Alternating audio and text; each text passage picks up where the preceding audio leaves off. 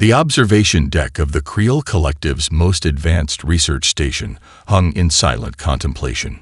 Holographic displays flickered with fragments of intercepted transmissions, each one a puzzle piece that refused to align with their understanding of known spacefaring civilizations. Commander Zorak, a seasoned intelligence analyst with 3 centuries of galactic mapping experience, traced her crystalline fingers across the shimmering data streams. "Explain it again," she demanded of her junior analyst, her voice a low resonance that vibrated through the station's biomechanical infrastructure. The younger Creel, designated Operative Rick 7, shuffled uncomfortably.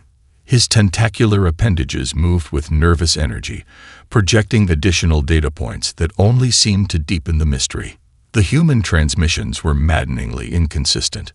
Unlike other known species that maintained predictable communication protocols, these humans seemed to communicate through a chaotic web of encrypted channels, burst transmissions, and what appeared to be deliberate misinformation. Each intercepted communication was a labyrinth of potential meanings, layered with cultural references that defied traditional xenolinguistic analysis. Zorak had dedicated her entire career to understanding the unknown. The Creel Collective prided itself on comprehensive intelligence gathering, with a network of quantum-entangled surveillance systems that could detect the most minute vibrations of potential threat across multiple star systems. Yet these humans remained an enigma. The preliminary reports were frustratingly vague. Scattered observations from frontier outposts spoke of massive ship signatures that appeared and disappeared with no consistent technological signature.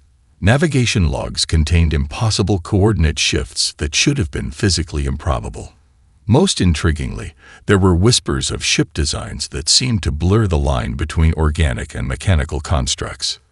The last transmission, Operative Rick 7 began, his voice modulating through several harmonic frequencies, contains references that our linguistic matrices cannot fully decode.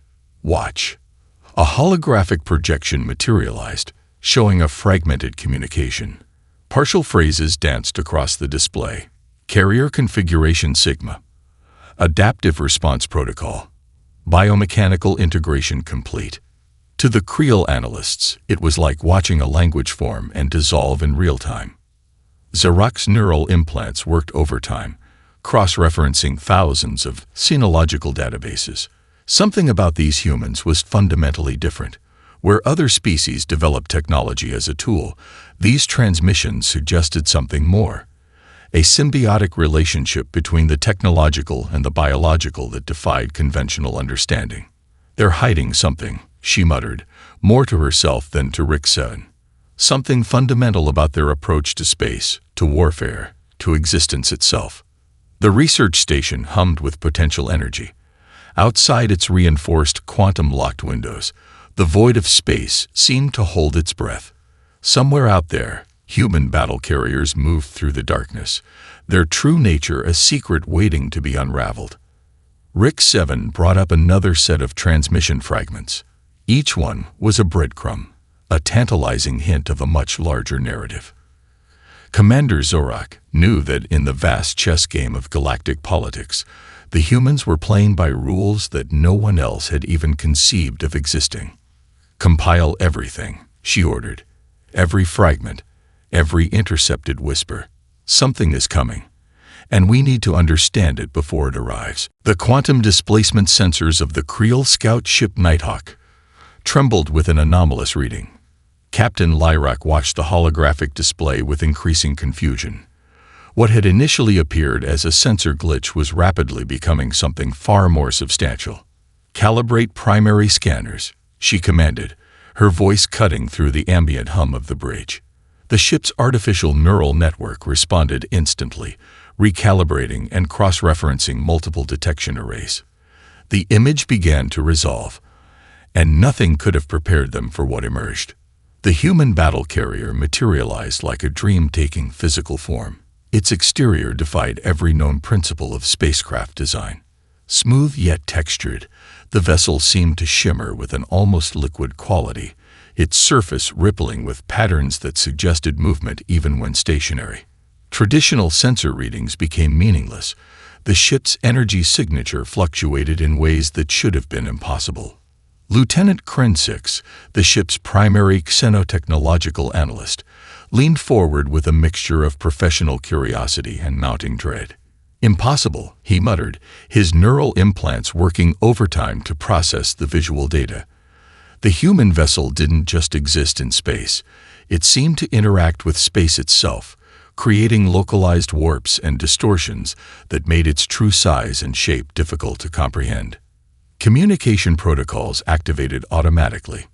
The Creel ship sent out standard first contact transmissions, carefully modulated electromagnetic pulses that had successfully initiated dialogue with hundreds of spacefaring civilizations. Silence answered them. No, not silence, something more deliberate. Then, without warning, a transmission began.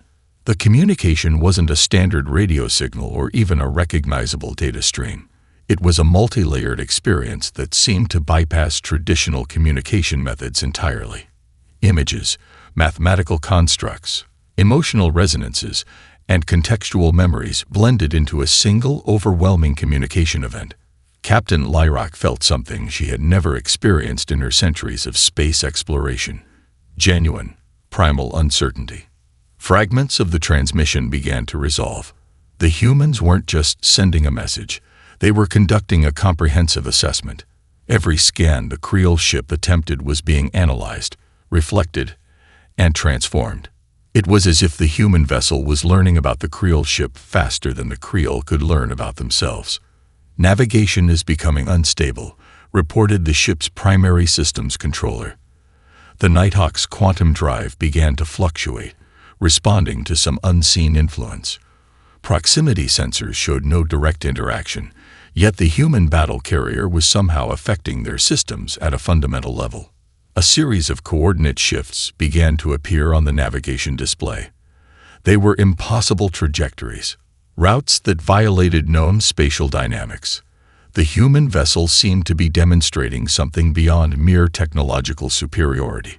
It was showing the Creel a completely different understanding of space, movement, and existence. Lieutenant Krensix's neural implants began to overheat from the sheer complexity of the data being processed. "They're not just communicating," he said, his voice trembling slightly. "They're demonstrating." Captain Lyrock understood, then what made the humans truly terrifying. This wasn't about military might or technological advancement. This was about a fundamental difference in perception. A species that saw the universe not as something to be conquered, but as something to be understood and engaged with on an entirely different level. The human battle carrier remained motionless, yet everything around it continued to change. Deep within the core of the human battle carrier, a complex symphony of biological and mechanical systems pulsed with living intelligence. What external observers might perceive as a spacecraft was, in reality, a near-sentient organism that defied every known classification of technology. Dr. Elena Rodriguez, the carrier's primary systems architect, moved through the internal corridors with an intimacy that blurred the line between operator and organism. Her neural interfaces didn't just connect to the ship, they communed with it.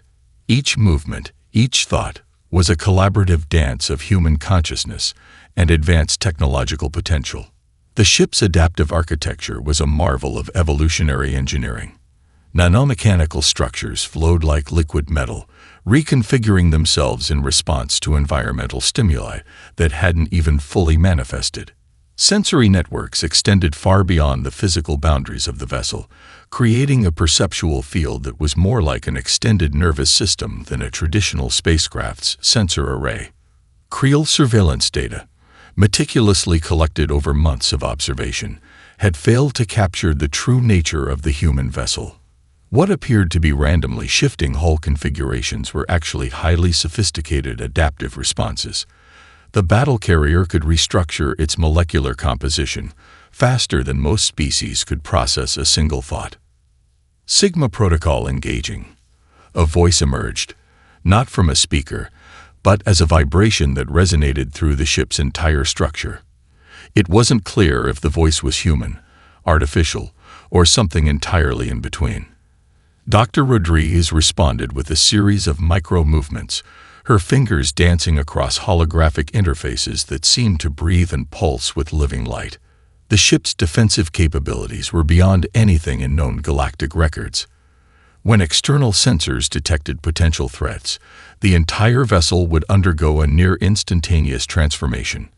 Armor plating would redistribute, energy conduits would reconfigure, and entire sections would shift with a fluidity that defied traditional mechanical engineering.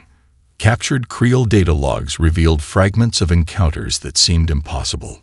One report described a section of the human battle carrier absorbing a direct energy weapon strike, then seemingly using that absorbed energy to generate a counterattack. Another log suggested the ship could heal damage almost instantaneously, with damaged sections rapidly regenerating like living tissue. Dr. Rodriguez understood the true breakthrough. This wasn't just advanced technology. It was a new form of existence. The battle carrier was a living ecosystem, a symbiotic relationship between human consciousness and adaptive technological potential. Each crew member was simultaneously an operator, a component, and a neural network within a larger living system.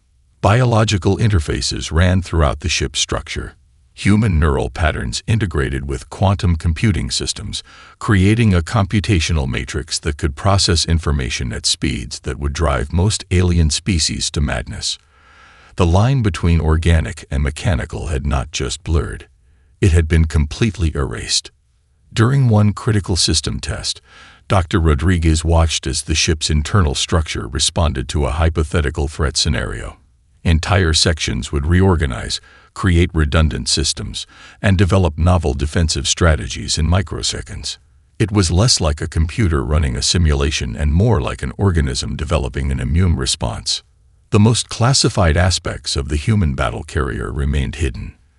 Whispers among the crew spoke of neural networks that could predict potential threats before they manifested, of communication systems that operated beyond known electromagnetic spectrums, of a collective consciousness that extended far beyond the physical boundaries of the vessel.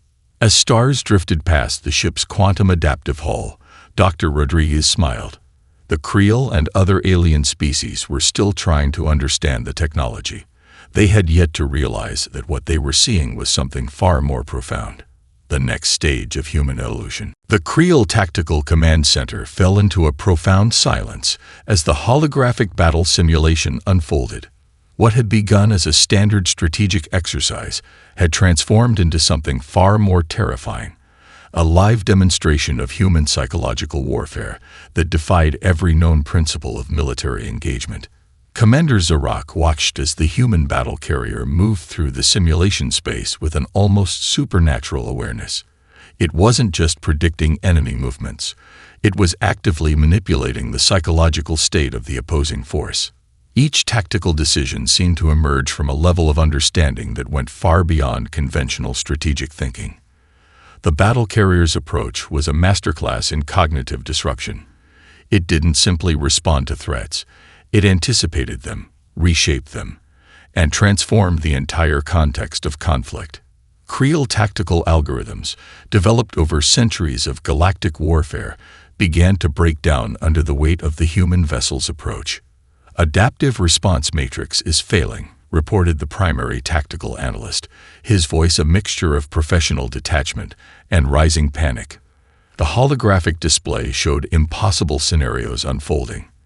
The human battle carrier seemed to exist in multiple potential states simultaneously, its actions creating a quantum uncertainty that paralyzed traditional defensive strategies. Historical records of previous encounters began to make sense. The humans weren't just fighting a physical battle. They were conducting a comprehensive psychological assault that attacked the very foundations of how other species conceptualize conflict. In one particularly revealing moment, the battle carrier appeared to deliberately expose a seemingly critical vulnerability. Creel tactical analysis immediately moved to exploit the opening, only to realize they were being drawn into an elaborate psychological trap.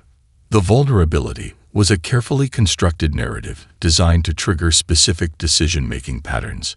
Dr. Elena Rodriguez, monitoring the simulation from the carrier's neural interface, understood the true depth of their strategy. Warfare wasn't about defeating an enemy. It was about understanding them so completely that conflict became unnecessary. Each tactical decision was a language, a form of communication that spoke directly to the psychological foundations of the opposing force. The carrier's communication systems were unlike anything in known galactic records. Traditional intercepted transmissions were mere surface-level noise. The real communication happened through subtle manipulations of tactical space, through the careful construction of narrative possibilities that would guide enemy decision-making.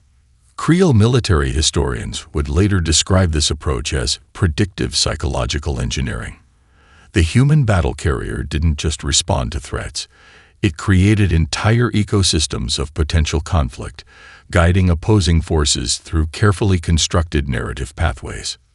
During one critical simulation sequence, the battle carrier demonstrated an ability to simultaneously present multiple potential threat scenarios. Each scenario was so precisely crafted that Creel tactical systems became trapped in an endless loop of analysis and counter-analysis. It was psychological warfare elevated to an art form. "They're not fighting," muttered the lead tactical analyst. "They're teaching." The true genius of the human approach became clear. Traditional warfare focused on physical destruction. The human battle carrier was conducting something far more profound. A comprehensive demonstration of cognitive flexibility, of the ability to understand and reshape the very context of conflict. As the simulation concluded, Commander Zarak felt a profound sense of unease. The humans had done more than win a tactical engagement. They had fundamentally challenged every established principle of military strategy, of communication, of understanding itself. The battle carrier remained silent, its true capabilities still largely unknown. But in that silence, it had spoken volumes. The research facility on Creel Prime was designed to be the most secure xenotechnological analysis center in the known galaxy. Its quantum-locked chambers, multi-dimensional containment fields, and neural suppression protocols were meant to neutralize any potential threat. The single fragment of human battle carrier technology stored within its deepest vault would prove how inadequate those safeguards truly were. Dr. Kren-9, the collective's most distinguished xenotechnological researcher, approached the containment chamber with a mixture of scientific curiosity and profound dread. The fragment, no larger than a human palm, seemed to defy every principle of material science. What had initially been recovered as a piece of hull plating was proving to be something far more complex. Initial scans revealed layers of complexity that challenged fundamental understanding. The material was neither purely mechanical nor biological, but a living matrix that seemed to exist in multiple states simultaneously. Molecular structures shifted and realigned in patterns that suggested intelligence, adaptation, and a form of consciousness that existed beyond traditional definitions. "Quantum coherence is increasing," muttered the lead research assistant, her tentacular appendages trembling as holographic displays filled with incomprehensible data streams. The fragment responded to observation itself, its internal structure changing in response to the very act of being studied. Deep within the molecular matrix, organic and mechanical components intertwined in ways that defied traditional understanding. Nanoscale networks pulsed with an energy that was neither electrical nor chemical, but something entirely different. The fragment seemed to breathe, to think, to exist in a state of constant becoming. Recovered transmission logs suggested this was more than just advanced technology. The humans had developed a form of existence that blurred every line between living organism and mechanical construct. Each component was simultaneously a sensor, a processor, a communication node, and an adaptive living system. Dr. Kren-9 realized they were looking at something far more profound than a piece of technology. This was a fragment of an entirely new form of existence. The battle carrier was not a ship constructed by humans. It was a species that humans had evolved into, a living system that transcended traditional understanding of life, technology, and consciousness. Breakthrough moments came in unexpected ways. When a junior researcher accidentally touched the containment field, The fragment responded, not with violence or defensive mechanisms, but with a complex cascade of informational patterns. It was communicating, analyzing, understanding. The most terrifying revelation came during a deep quantum analysis. The fragment wasn't just storing information, it was generating it.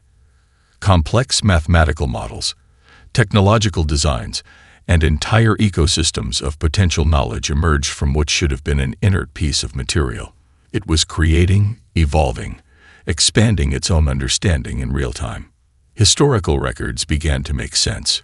Previous encounters with human technology suggested a fundamental difference in approach.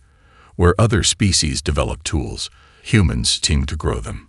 Each piece of technology was a living, adaptive system that continued to evolve beyond its initial design. Dr. Kren understood then the true nature of human advancement. This wasn't about technological superiority. This was about a fundamental reimagining of what it meant to exist, to communicate, to be alive. The battle carrier was not a weapon or a ship. It was a living civilization, a complex organism that happened to move through space.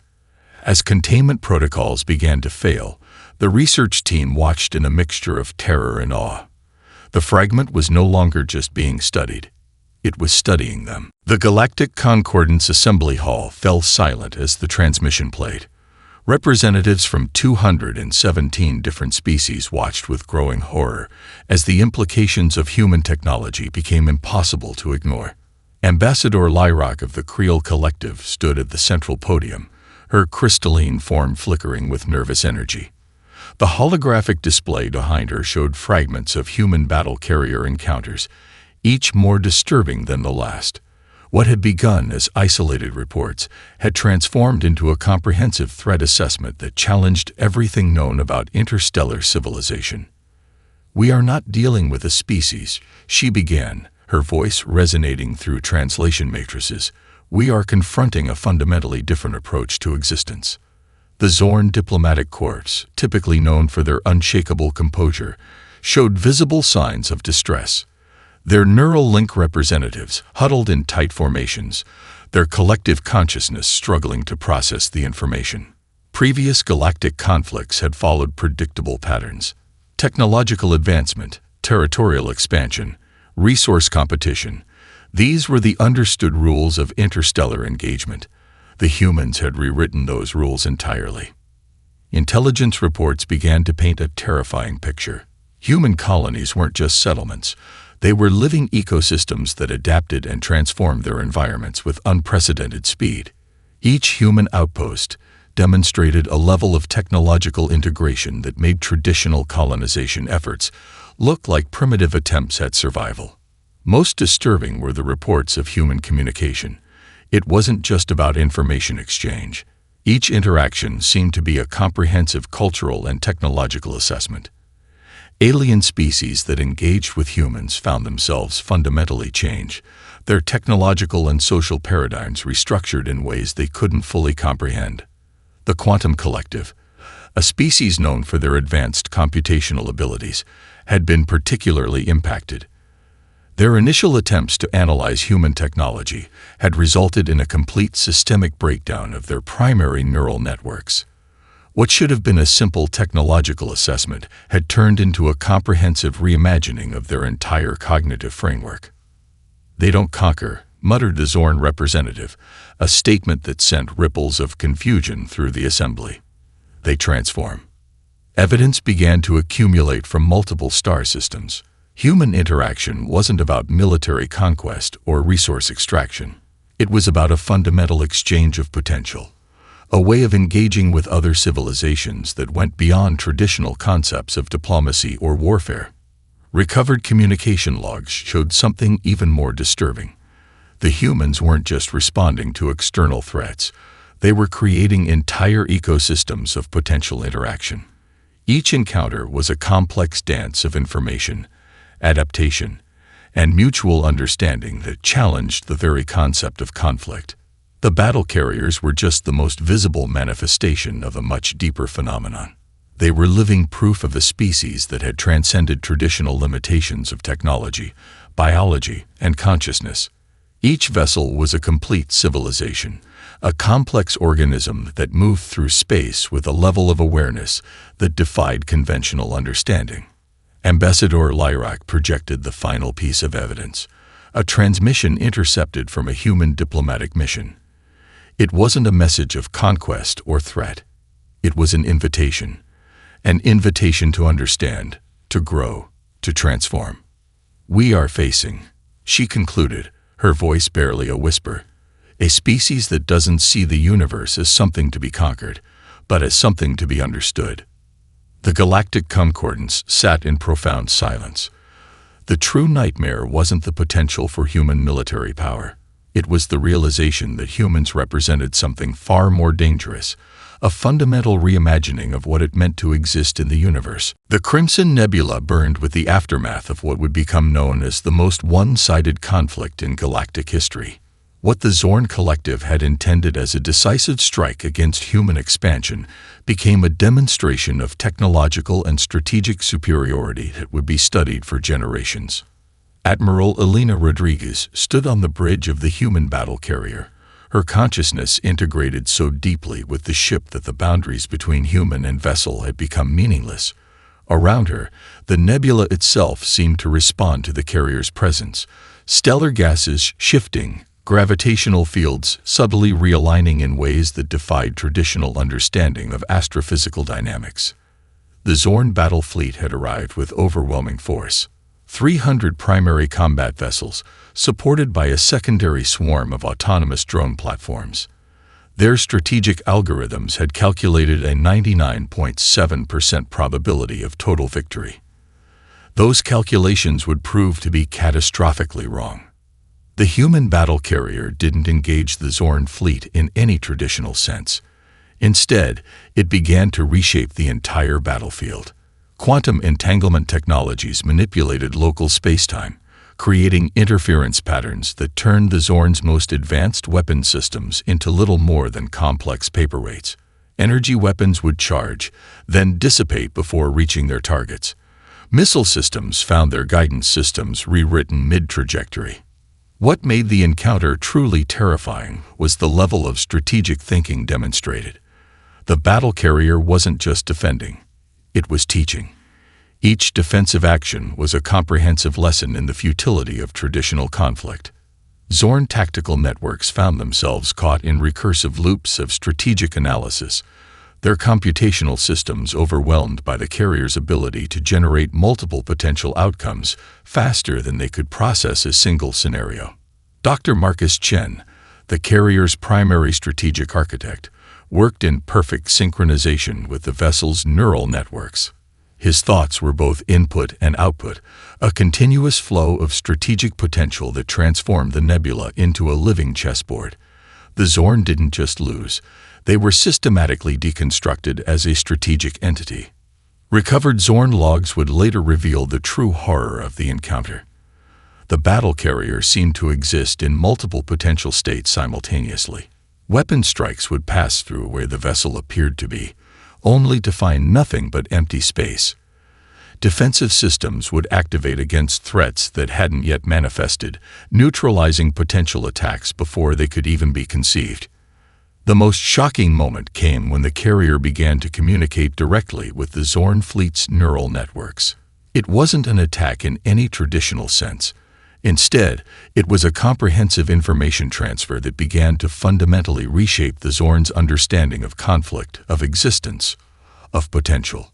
Entire Zorn vessel systems began to reconfigure, not through external intervention, but through a kind of technological empathy that challenged every principle of cybernetic warfare. The battle carrier was doing something far more profound than winning a conflict. It was offering an alternative approach to existence. By the encounter's conclusion, the Zorn battle fleet had been completely neutralized, not through destruction, but through a comprehensive transformation that left their entire strategic framework in ruins. Of the 300 vessels that had entered the Crimson Nebula, not a single one was destroyed. They simply ceased to exist as they had been understood. Admiral Rodriguez watched as the last Zorn vessel powered down. Her integrated consciousness with the battle carrier understood something the Zorn could not. This wasn't a victory. It was an invitation. The Crimson Nebula continued to burn, a testament to a conflict that was never truly a conflict at all. The diplomatic station orbiting neutral space became the epicenter of a galactic transformation. Representatives from nearly 200 different species gathered, their collective anxiety palpable in the station's carefully modulated atmosphere. At the center of the massive conference chamber stood Captain Elena Rodriguez, her presence both a diplomatic envoy and a living testament to humanity's extraordinary evolution.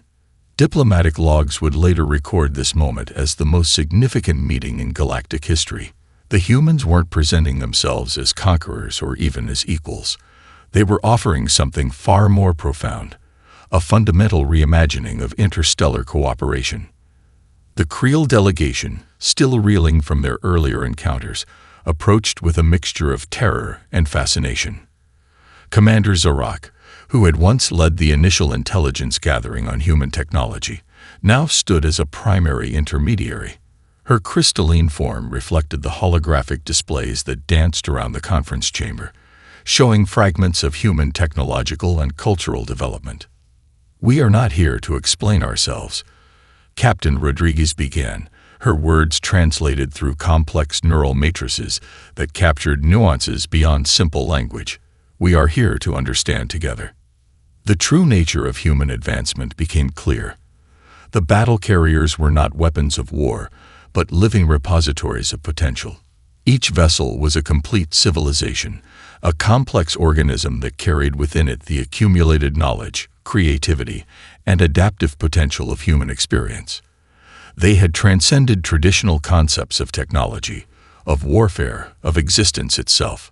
Recovered data from multiple encounters began to paint a comprehensive picture.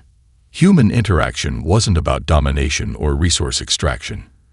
It was about a fundamental exchange of potential, a way of engaging with other civilizations that transformed both parties in the process. The Zorn Collective, once the most aggressive expansionist force in the known galaxy, now sent representatives who spoke of a complete philosophical restructuring. Their encounter in the Crimson Nebula had not just defeated them militarily, it had fundamentally altered their entire approach to existence. Scientific delegations from across the galaxy studied the fragments of human technology that had been recovered. Each analysis revealed layers of complexity that challenged fundamental understanding. The battle carriers were not just advanced technology. They were living proof of a species that had found a way to integrate consciousness, technology, and potential in ways never before imagined. Captain Rodriguez explained the core of human philosophical approach. Technology wasn't something created, it was something grown. Each advancement was a living system, an ecosystem of potential that continued to evolve and adapt. The battle carriers were the most visible manifestation of this approach. Complete civilizations that moved through space as living, thinking entities. The most shocking revelation came from the quantum communication networks. The humans weren't just sharing technology. They were creating entire frameworks of mutual understanding. Each interaction was a comprehensive cultural and technological exchange that transformed both parties. Representatives from the quantum collective shared their own transformation. Their initial attempts to analyze human technology had resulted in a complete reimagining of their own cognitive frameworks. What had begun as a technological assessment had become a profound journey of mutual understanding. As the conference concluded, it became clear that something fundamental had changed. The humans had not conquered the galaxy. They had invited it to become something more.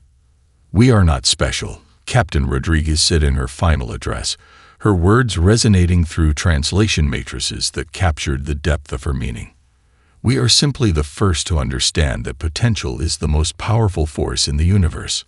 The diplomatic station hung in the silence of space, a testament to a moment that would reshape galactic civilization forever.